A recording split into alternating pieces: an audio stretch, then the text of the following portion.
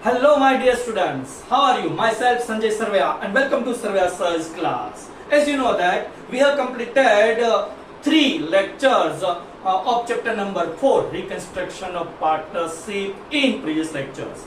Right? Today we will learn about reserve and accumulated profit and loss distribution among the partners. Right आज के topic में हमें क्या करना है, आज के लेक्चर में हमें आज का टॉपिक जो हमारा है वो है प्रॉफिट और लॉस जो एक्यूमुलेटेड है, जिसे हम अनडिस्ट्रीब्यूटेड या तो कलेक्टेड प्रॉफिट कहते हैं। अब तक का जो कलेक्टेड प्रॉफिट है वो डिस्ट्रीब्यूट नहीं हुआ, आज की तारीख में हमें क्या करना है, उसको पार्टनर्स के बीच डिस्ट्रीब्यूट करना है in their old PNL ratio. भाई क्यों डिस्ट्रीब्यूट करना है? क्योंकि आज की तारीख से एक नया पीएनएल रेशियो स्टार्ट होने वाला है, तो इस वजह से यदि ओल्ड रेशियो के हिसाब से कोई भी रिजर्व आपके फॉर्म में पड़ी है तो उसको आपको डिस्ट्रीब्यूट करना होगा। आप देख सकते हैं कि इस चैप्टर में एक ही क्वेश्चन दिया गया है, एक्सरसाइज का क्वेश्चन नंबर 12 अलायन संकेत वाला, इस टाइप से जुड़ा हुआ एक ही क्वेश्चन है। एक इलिस्ट्रेशन आपकी टेक्स्ट बुक में पेज नंबर 128 पे इलिस्ट्रेशन नंबर 10 दिया गया, 2 आपको सम दिए गए इस टाइप से जुड़े, type C distribution of reserve and accumulated profit और लॉस। अच्छा, कौन सी रिजर्व होती है यहाँ पे, या तो प्रॉफिट और लॉस की जो बैलेंस होती है उसको किस तरीके से डिस्ट्रीब्यूट किया जाता है, उसके बारे में मैंने पहले वाला जो थियरी का वीडियो था उसमें बताया था कि जैसे कि मेरे गांव में एक सपेरा आता था और सांप का वो खेल दिखाता था और कई छोटे बड़े कोइन या स्टोन के जादू मुझे दिखाता था। तब मैं फोर्थ स्टैंडर्ड में पढ़ता था गांव में। उस टाइम से मैंने ये डिसाइड कर लिया था, जब मैं इंटरवल में जाता था तो ये वो मुझे पता है कि आप सभी को पता है कि मैंने बताया था कि इंटरवल से पहले वो एक किंग कोबरा बताता था जिसमें त्रिशूल होता था, उस ऐसे असल वाले सांप, और उसको वो कहता था कि ये तो भोलेनाथ का सांप है, इसको काटना नहीं है, इसको मारना नहीं है, इसको दूध पिलाना है, तो इसको धूप देनी है, ऐसा हमें बताता था। और जो भी अब आप घर जाइए, अपने घर जाइए और अपने घर से रुपये पैसे आटा गेहूं जो भी है वो ले आइए। यदि कोई बच्चा नहीं लेके आएगा तो इस सांप का उसको श्राप लगेगा और वो एग्जाम में फेल हो जाएगा। इस तरीके से वो मैं डराता था। तो इसी तरीके से यहाँ पे कई सारे हमें इस खेल में हमें रिजर्व हमारे सामने होती है, लेकिन एक रिजर्व उसी सांप जैसी असली वाले भोलेनाथ वाले असली सांप जैसी एक रिजर्व होती है। वो रिजर्व कौन सी है? Workman profit sharing fund. उसको कभी काटना नहीं है, उसको कभी हमें मारना नहीं है, उसको हमें कभी डिस्ट्रीब्यूट नहीं करना है। उसके अलावा कोई भी रिजर्व क्यों ना हो आप उसको डिस्ट्रीब्यूट कर सकते हैं पार्टनर्स के बीच। उसके बाद उस रिजर्व का टुकड़े टुकड़े करके ओल्ड रेशियो के हिसाब से टुकड़े टुकड़े करके आप उसको डिस्ट्रीब्यूट कर सकते हैं। लेकिन एक ही रिजर्व ऐसी है कि जो पार्टनर्स के बीच कभी डिस्ट्रीब्यूट नहीं होती, वो है वर्कर्स प्रॉफिट शेयरिंग फंड या तो वर्कमैन प्रॉफिट शेयरिंग फंड, जिसे पीएफ भी कहा जाता है। क्योंकि वो एम्प्लॉय का है, हमारा नहीं है, वो पैसा हमारा नहीं है, हम पार्टनर डिस्ट्रीब्यूट नहीं कर सकते। उसको बैलेंस शीट में लायबिलिटी साइड दिखाया जाता है क्योंकि वो फर्म की लायबिलिटी है। वो एम्प्लॉय के पैसे, जब भी एम्प्लॉय हमारी फर्म छोड़ के जाएगा तो हमें उसको वापस करने होंगे ये पैसे। इस हिसाब से वर्कमैन प्रॉफिट शेयरिंग फंड या तो वर्कर्स प्रॉफिट शेयरिंग फंड जो है वो असली वाला स्नेक है। मैंने बताया पहले वीडियो में, यदि आपने वो पहला वीडियो नहीं देखा इस चैप्टर की थियरी का तो पहले आप उसकी विजिट कर लीजिए, उस वीडियो को देख लीजिए और जान लीजिए कि कैसे रिजर्व डिस्ट्रीब्यूट होती है, कौन सी रिजर्व डिस्ट्रीब्यूट होती है, कौन सी नहीं होती। इसी टाइप से जुड़ा हुआ क्वेश्चन हमारी टेक्स्ट बुक में आज हम पढ़ने वाले हैं। क्वेश्चन नंबर 12 पेज नंबर जो 141 पे आपकी टेक्स्ट बुक में दिया गया। मैं क्वेश्चन को रीड करता हूं। Right, okay. Alay and Sanket are partners of a partnership firm. Profit and loss sharing ratio among them is 2:1। ये आपको ओल्ड रेशियो दिया गया है 2:1। As on 31 March 2017 the following are the balances in the book of the firm. क्या क्या balances दी गई है? Profit and loss account into bracket दिया गया डेबिट बैलेंस। हाँ, ये कंपलसरी है। यदि आपको एक्यूमुलेटेड प्रॉफिट या एक्यूमुलेटेड लॉस दिया जाए तो लॉस जब देते हैं तो ब्रैकेट में कंपलसरी प्रिंट करके देना होता है कि डेबिट बैलेंस है पीएनएल की। यदि कुछ नहीं देते तो आपको वही समझना है जो हर एक रिजर्व में आप समझते हैं, रिजर्व की ऑलवेज क्रेडिट बैलेंस रहती है, इस हिसाब से। उसके बाद दिया गया 18,000, उसके बाद दिया गया रिजर्व फंड 27,000, उसके बाद वर्कर्स प्रॉफिट शेयरिंग फंड, ये असली वाला स्नेक है, इसको डिस्ट्रीब्यूट नहीं करना। आप उसको काट दीजिए, मतलब वहां पे क्रॉस कर दीजिए, उसको डिस्ट्रीब्यूट नहीं कर सकते आप। आपको जब भी आपके सामने इस चैप्टर से लेके chapter number 4, chapter number 5 admission, chapter number 6 retirement, chapter number 7 dissolution of partnership firm, तो ये सारे के सारे जो चैप्टर है आज डिस्ट्रीब्यूट नहीं होगा, इसका मतलब लास्ट तक ये डिस्ट्रीब्यूट नहीं होगा। ये रिजर्व डिस्ट्रीब्यूट नहीं होने वाली।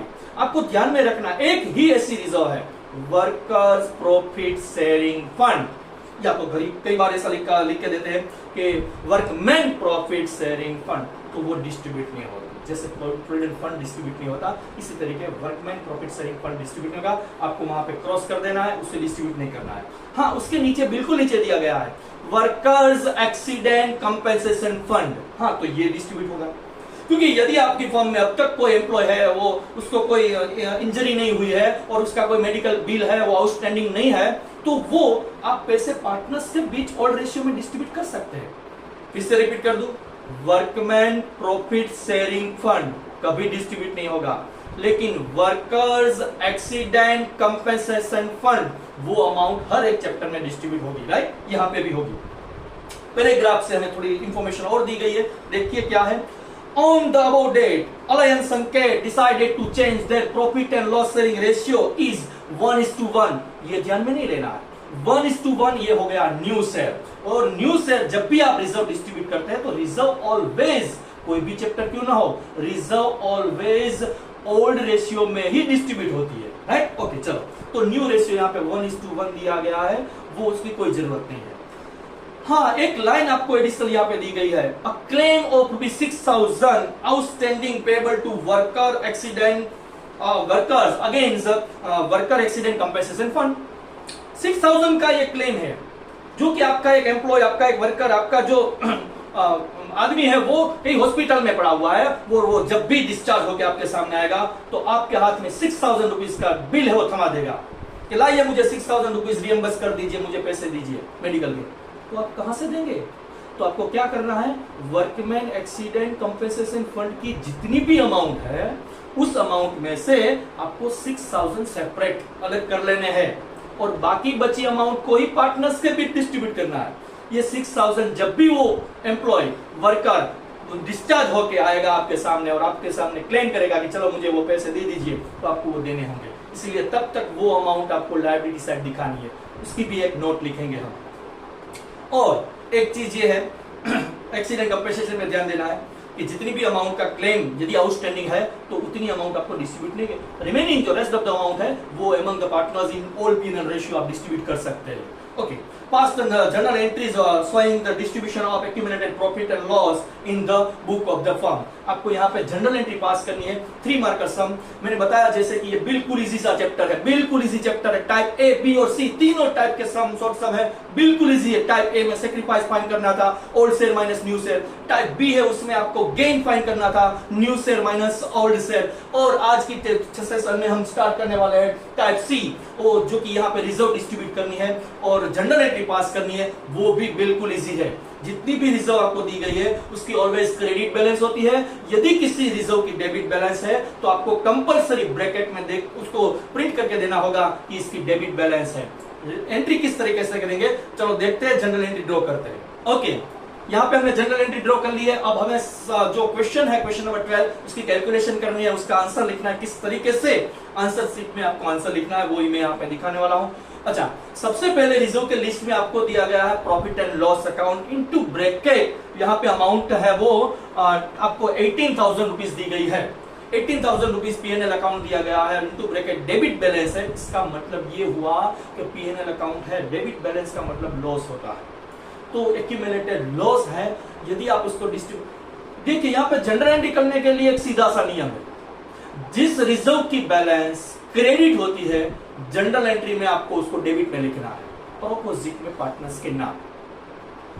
और इसी तरीके से यदि किसी रिजर्व की बैलेंस है वो डेबिट है तो उसको जनरल एंट्री में क्रेडिट में ले जाना है और अपोजिट में पार्टनर्स के नाम। इस हिसाब से, इस नियम से आपको ये रिजर्व डिस्ट्रीब्यूट करते हैं तो यहाँ पे सबसे पहले P&L account into bracket debit balance है, तो उसकी एंट्री क्या होगी, P&L अकाउंट डेबिट बैलेंस है तो P&L अकाउंट सबसे पहले क्रेडिट में लिखा जाएगा, टू P&L अकाउंट इस तरीके से लिखा जाएगा।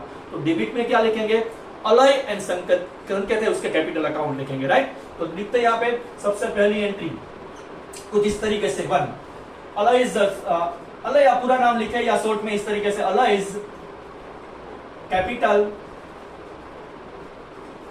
Slash current account debited, Sanket capital slash current account debited to PNL account credited. अच्छा, पीएनएल की रिजर्व की अमाउंट क्या है? 18,000, तो यहां पे हम क्रेडिट में 18,000 लिख देंगे और उसको पार्टनर्स के बीच ओल्ड रेशियो में ही डिस्ट्रीब्यूट करना है। मैंने पहले बताया कि reserve always distributed in their old PNL ratio, partners के बीच ओल्ड रेशियो में ही डिस्ट्रीब्यूट होगा। 2:1 यहाँ पे ओल्ड रेशियो दिया गया था, इस हिसाब से 2:1 में इसको डिस्ट्रीब्यूट करेंगे। तो यहाँ पे अलग है, उसके हिस्से में जो लॉस है वो 12,000 रहेगा और संकेत है उसके हिस्से में 6,000। हाँ, यहाँ पे बीइंग कंपल्सरी लिखनी होगी, आपको नरेशन लिखना होगा। यदि आपको क्वेश्चन पेपर में कहा जाए कि narration is not required, at the time आप उसको नरेशन आप अवॉइड कर सकते हैं, लेकिन जब तक कोई इंस्ट्रक्शन नहीं है तो जनरल एंट्री जहां पे भी आप लिखते हैं, जो भी सेक्शन में आप लिखते हैं वहां आपको बीइंग लिखनी होगी। अच्छा, किस तरीके? वेरी शॉर्ट में आप लिख देंगे कि PNL account is distributed in old ratio between the partners. Okay, ये हो गई बी। ये पहली जो रिजर्व थी वो मैंने डिस्ट्रीब्यूट, पीएनएल अकाउंट था उसको डिस्ट्रीब्यूट किया। अब बात करते हैं सेकंड जो एंट्री है वो। सेकंड क्या है? सेकंड में आपको रिजर्व दी गई है वो है रिजर्व फंड। हाँ, रिजर्व फंड डिस्ट्रीब्यूट होती है, रिजर्व फंड हो या उसे जनरल रिजर्व कहे या उसे कंटीजेंसी रिजर्व कहे, तीनों का मतलब एक ही है। उसकी ऑलवेज क्रेडिट बैलेंस होती है। तो आप जब एंट्री पास करेंगे तो एंट्री में रिजर्व फंड डेबिट में लिखना होगा। चलो लिखता हूं यहां पे, reserve fund account debited to दोनों पार्टनर्स के नाम, अलाइज capital slash current account credited to Sanket capital slash current account credited. अच्छा, रिजर्व फंड की जो अमाउंट है वो क्या है? आपको क्वेश्चन में दी गई है, रिजर्व फंड दी गई है 27,000। ओके, रिजर्व फंड डिस्ट्रीब्यूट कर दीजिए पार्टनर्स के बीच ओल्ड रेशियो में 27,000। 27,000 को आप डिस्ट्रीब्यूट करेंगे 2:1 में, मतलब ओल्ड रेशियो में। तो यहाँ पे उसकी अमाउंट हो जाएगी, जो अलग है उसके हिस्से में अमाउंट क्रेडिट होगी 18,000 और संकेत है उसके हिस्से में 9,000। इस तरीके से यहाँ पे बीइंग लिखेंगे हम, सेम बीइंग रहती है लेकिन लिखनी कंपलसरी रहती है। Reserve fund is distributed in old ratio between partners. Okay, चलो ये रिजर्व भी डिस्ट्रीब्यूट हो गई। अब जो उसके बाद दी गई रिजर्व वो क्या है? वो है वर्कर्स प्रॉफिट शेयरिंग फंड। ये डिस्ट्रीब्यूट नहीं होता, इसकी नोट लिखी जाएगी एंड ऑफ द सम। जब हम पूरी जनरल एंट्री कंप्लीट कर लेंगे तो बाद में हम 2 नोट लिखेंगे और उसके भी मार्क्स रहते हैं, राइट? नोट कंपलसरी रहती है। चलो इसको काट देंगे, उसको नहीं डिस्ट्रीब्यूट करेंगे। उसके बाद की अमाउंट है वर्कर्स एक्सीडेंट कंपेंसेशन फंड, जो कि 21,000 दी गई है, लेकिन 21,000 में से 6,000 का बिल का आउटस्टैंडिंग है, मेडिकल बिल। तो अब आपको डिस्ट्रीब्यूट करना है 15,000 की अमाउंट को। तो चलो उसको भी डिस्ट्रीब्यूट करते हैं। वर्कर्स एक्सीडेंट कंपेंसेशन फंड है, उसकी बैलेंस ऑलवेज क्रेडिट रहती है, तो जनरल एंट्री करेंगे तो उसको डेबिट में लिखना होगा। लिखते हैं, चलो workers accident compensation fund account debited. चलो ये डेबिट कर दिया, workers accident compensation fund account debited. हालांकि क्वेश्चन में 21,000 दिए गए हैं, लेकिन हमें डिस्ट्रीब्यूट करनी अमाउंट सिर्फ 15,000, क्योंकि उसमें से 6,000 का बिल आउटस्टैंडिंग है, उसकी भी हम नोट लिखेंगे। ये अमाउंट हमें डिस्ट्रीब्यूट करनी है दोनों पार्टनर्स जो है उसके बीच ओल्ड रेशियो में। Alay's capital account capital slash current लिखेंगे क्योंकि यहाँ पे कोई क्लेरिफिकेशन नहीं है कि फिक्स कैपिटल मेथड है या फ्लक्चुएटिंग कैपिटल मेथड है, तो यहाँ पे हमें कैपिटल और करंट ऐसे लिखना चाहिए। संकेत कैपिटल स्लैश करंट अकाउंट। अच्छा, ओल्ड रेशियो में जब हम 15,000 को 2:1 में डिस्ट्रीब्यूट करेंगे तो 10,000 और 5,000 अमाउंट आ जाएगी। अलग के हिस्से में 10,000 अमाउंट रहेगी और जो संकेत है उसके हिस्से में 5,000 अमाउंट रहेगी, उसके कैपिटल क्रेडिट करंट पे क्रेडिट होगी। बीइंग यहाँ पे कंपलसरी वही लिखेंगे, being workman accident compensation fund is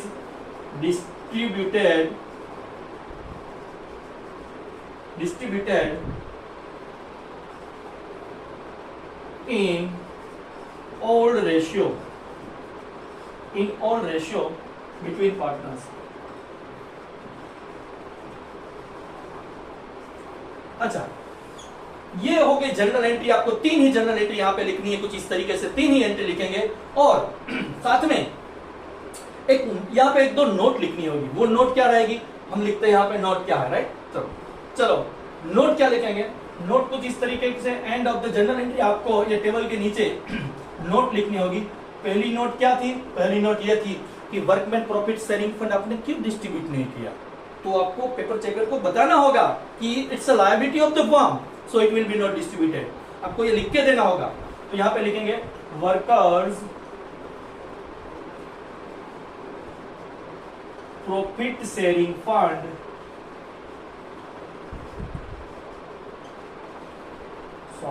profit sharing fund is liability of the firm, so it cannot be distributed among the partners।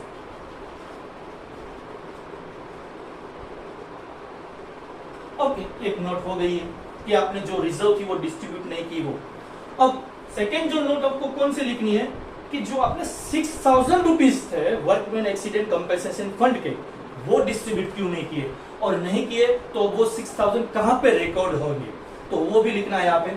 Claim of ₹6,000 for workers accident compensation fund is to be recorded on liability side of balance sheet। वो आपको balance sheet में liability side दिखाना है, right. Okay, चलो यहां तक रखते हैं। ये बिल्कुल इजी सी टाइप थी, टाइप सी। यहाँ पे भी कोई दिक्कत नहीं है, कोई परेशानी नहीं है। आपको रिजर्व डिस्ट्रीब्यूट करनी है। हाँ, ध्यान ये रखना है कि जो असली वाले स्नेक है ना, असली वाला स्नेक, उसको गलती से भी टच नहीं करना, कभी भी उसको डिस्ट्रीब्यूट नहीं करना है, राइट। वो असली वाला स्नेक है, वो लायबिलिटी है, मतलब workman accident workman profit sharing fund वो लायबिलिटी है, वो कभी भी कोई भी चैप्टर में डिस्ट्रीब्यूट नहीं होगा। आपको हर एक क्वेश्चन में, हर एक चैप्टर में वो दिखाई देगा, बैलेंस शीट में दिखाई देगा, workman profit sharing fund, workers profit sharing fund आपको दिखाई देगा। हर बार आपको ध्यान रखना है, हर एक रिजर्व को डिस्ट्रीब्यूट करेंगे, हर एक रिजर्व को काट देंगे, हर एक रिजर्व को उसके टुकड़े टुकड़े कर देंगे, लेकिन जो असली वाला स्नैक है उसको आपको कभी नहीं डिस्ट्रीब्यूट करना है पार्टनर्स के बीच, right. Thank you very much. फिर से मैं कहना चाहूंगा कि आप यदि इस चैनल पर नए हैं तो चैनल को सब्सक्राइब कीजिए, लाइक कीजिए, शेयर कीजिए, और thank you very much for watching.